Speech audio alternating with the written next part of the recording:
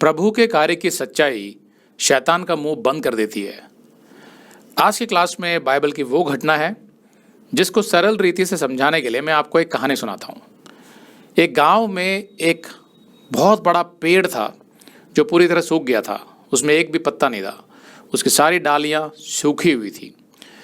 तो उस पेड़ के साथ एक बूढ़ा बाबा रहता था जो एक साधु था।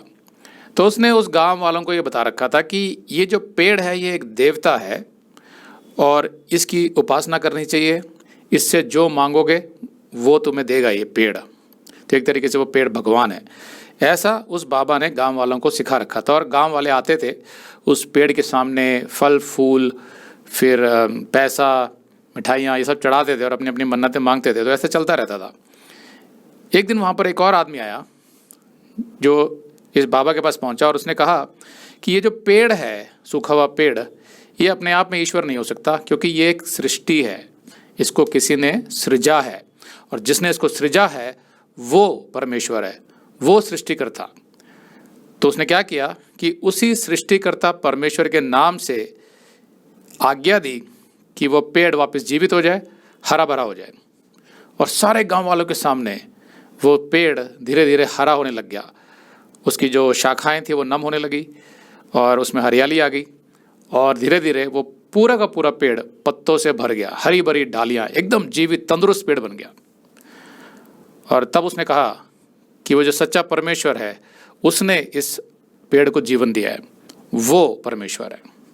तो अब उस साधु के पास, जिसका ये बिजनेस चल रहा था कि लोग सब कुछ लेके आते थे, वो साधु के पास जाता था। उस साधु के पास दो विकल्प थे। या तो वो अपने उस धंधे को बचाने के लिए जो वो गांव वालों के साथ कर रहा था, लोगों को बोले कि ये मनुष्य तुम लोगों को भरमा रहा है, इसने किसी शैतानी ताकत से ये सब किया है, वास्तव में ये पेड़ अपने आप में ईश्वर है।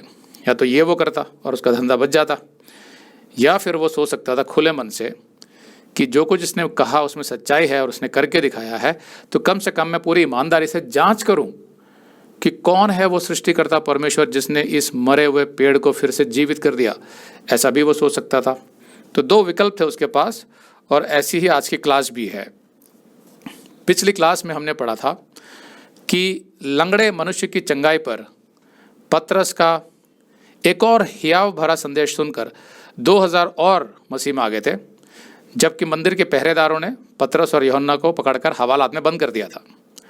तो अब आगे प्रेरितों के काम 4-5।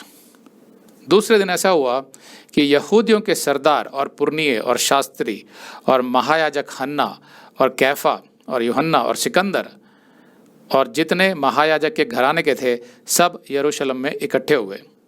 तो सिकंदर भी संभवतः महायाजक के घराने का कोई प्रतिष्ठित व्यक्ति था।